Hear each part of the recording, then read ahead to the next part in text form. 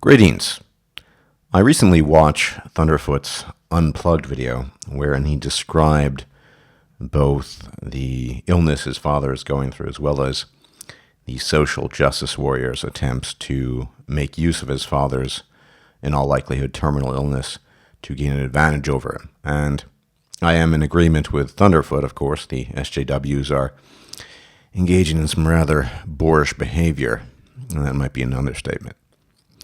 And in truth, I don't know what's going through Thunderfoot's head with respects to his father and his father's forthcoming termination.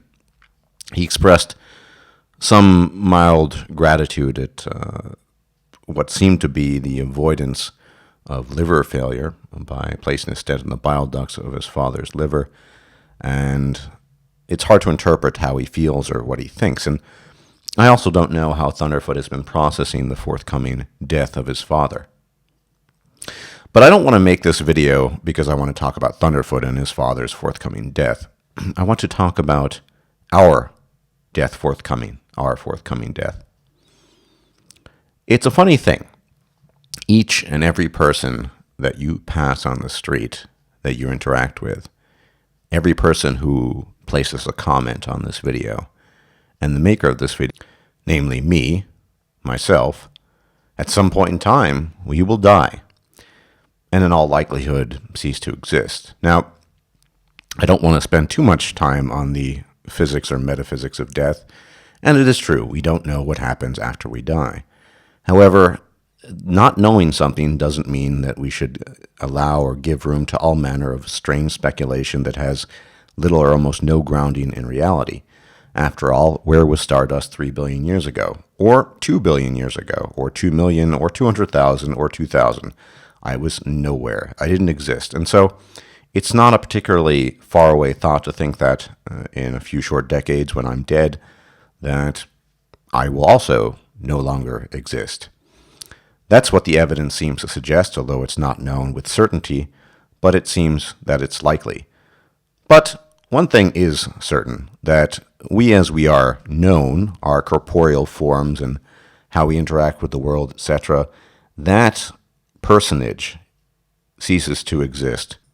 But the real problem is how we, the living, deal with the cessation of life. Now, in the past, of course, there were many means of dealing with this. Death, it seemed to be, was far more abundant. But I don't think it was. In some sense it was, but it was also much more visible.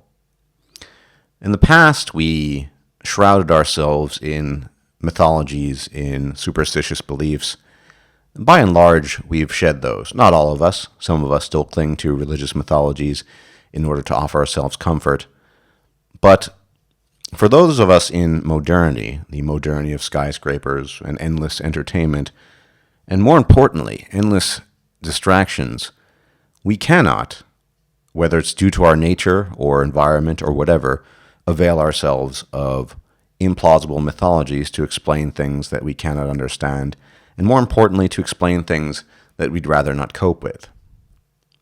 And yet, we twist and turn and evade and do everything we can, generally speaking, to avoid the topic of death.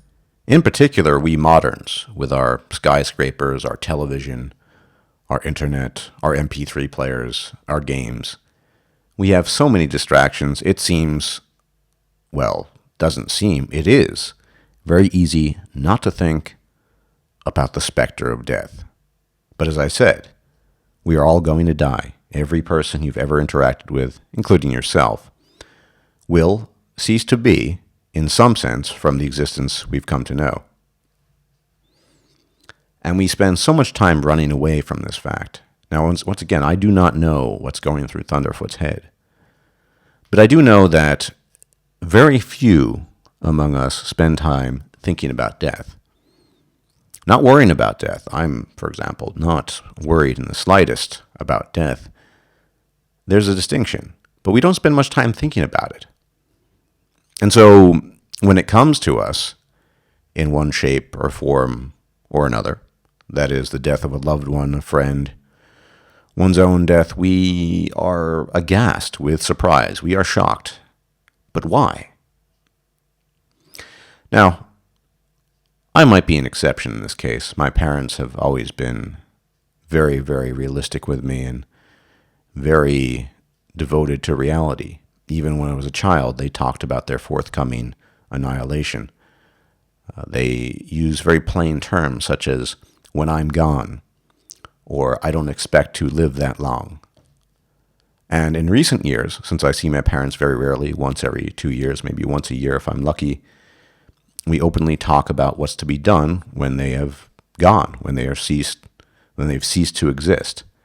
I don't think this is a common conversation, although I might be mistaken amongst people, particularly amongst family members. But my parents have never hidden the fact from me that they are going to die, and since they're quite old, probably not in the all too distant future. But even when I was a child, they mentioned this to me. My parents never sugarcoated that aspect, at least, of reality to me. I was the one, even in my very, very precarious youth, to shatter the hopes and dreams of many children, to tell them that there is no tooth fairy, there is no Santa Claus. No, your grandfather in all likelihood is not ascended to heaven. He is decomposing matter in the ground, and he is no longer there. But we don't do that, do we? We do not talk about these things honestly. We run away from them. Or, alternatively, what we've done for quite some time is to create fanciful tales that are very, very, very unlikely to be true. But what is wrong about thinking about that? What's wrong with thinking about the death of a quote-unquote loved one or someone you're close to? I don't see anything wrong with that. It's not as if you're wishing it upon the person, but inevitably that person will cease to be, just as you will. Wouldn't it be better if we as human beings confronted death head-on and divested it of its power? Not of its power to strip life, that will always be there, but of its power to shackle us emotionally and mentally, to make us seek constant distraction. I'm speaking not of dwelling perpetually on death, or fearing it, or worrying about it, but simply thinking about it. All of this will cease to be, for you, me, and everyone. And we can still enjoy what we do have in the interim. Between those points of likely non-existence, the billions of years prior to our existence and the billions of years thereafter, we can eke out a life that is reasonably pleasant.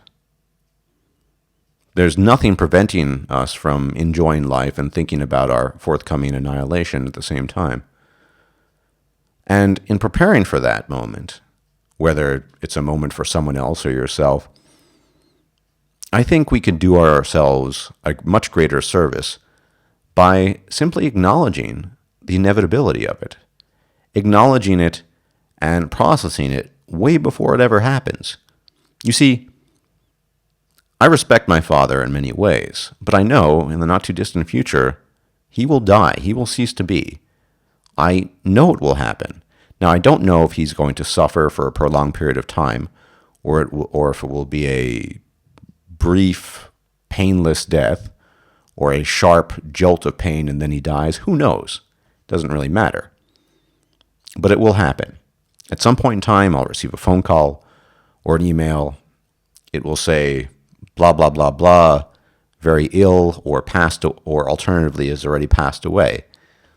And I have prepared myself for that moment for a very long time, because my parents have been telling me that they're going to die since I was a wee little child. I knew about it a long time ago. Death was never a shock to me, because most of my life I've spent processing and thinking about it, knowing that it afflicts everyone. Why would I not do that? And yet we continue to bob and weave and dance around the fact.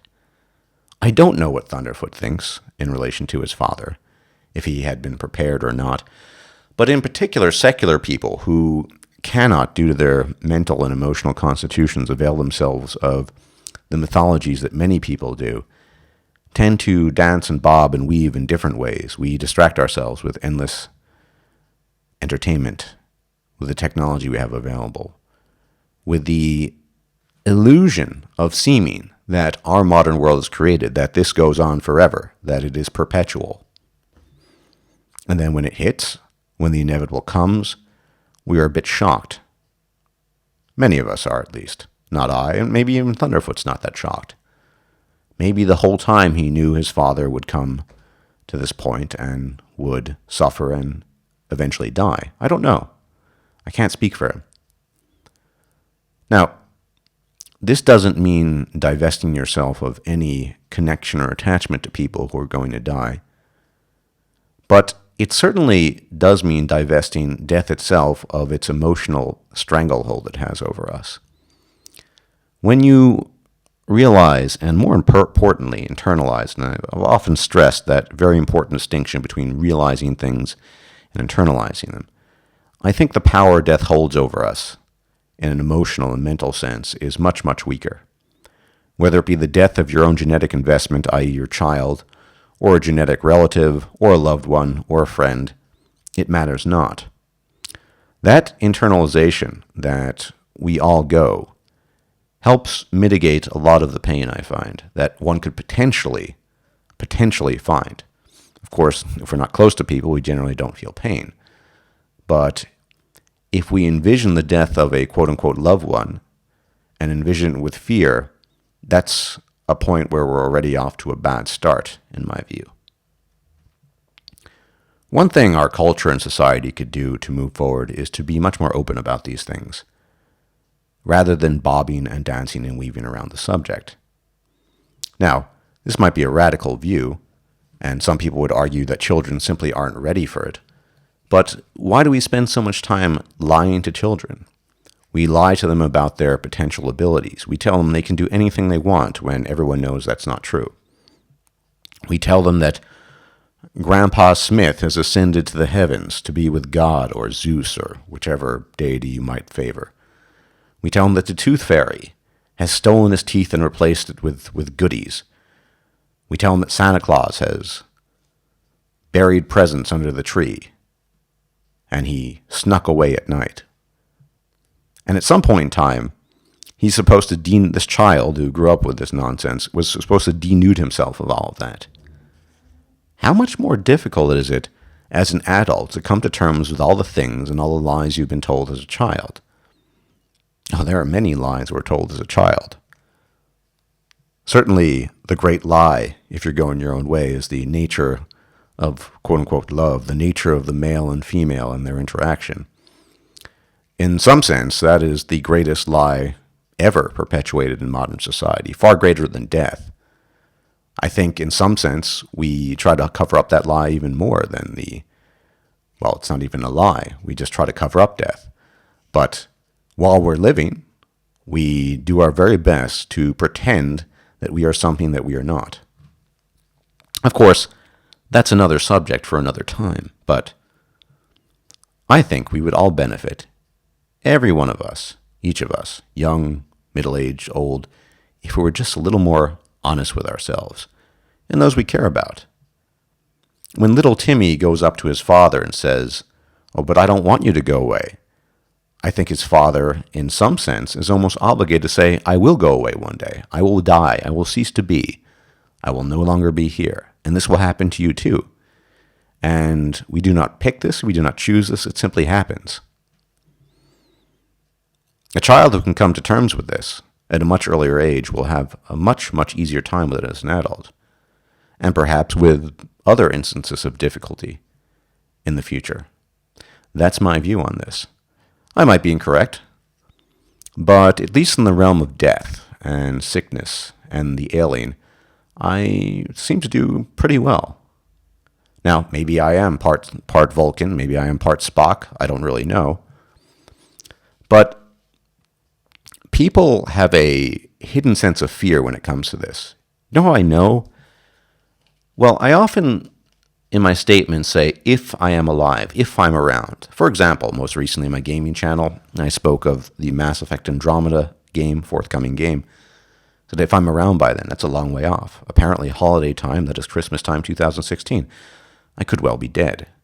And an internet acquaintance of mine assured me, "Oh, of course, no, of course you're going to be around." As if the assurance of acquaintance, or for that matter, a friend, would change any of that. Death can come at any moment. We're not immortal, and while we have projections for longevity and how long we might live, those projections don't always come true. I don't take my life for granted, and maybe that's why I'm doing reasonably well at enjoying it. Right now, I'm saving up for my standards, a supercomputer, because I want to enjoy that just once in my life before I go. We all do what we have to do. But in keeping with a rigorous, intellectually honest approach to life in all its aspects, including, of course, the nature of the male-female relationship and human nature, what could be more fundamental than coming to terms with the truth of death? That which visits us all, that which we are all familiar with, and yet we run away from in denial constantly, waiting to the very last moment, and even then we try to suppress it, with distractions, with entertainment. I think we should embrace death. That is, embrace the thought. Do not fear thought of death. It's not as if thinking about death is going to hurry its arrival. We should simply allow the thoughts to come into play. And thinking about it at a much earlier age, we're able to deal with it at a much better and effective level than we otherwise would be at a much later age. We might even miss the people less in understanding the nature of death. That's all I have to say about this particular subject. More to come on, related subjects and unrelated subjects. Of course, I am a diverse channel. But as always, thanks for watching, and may the gods watch over you, and may they preserve you for a while longer. Take care.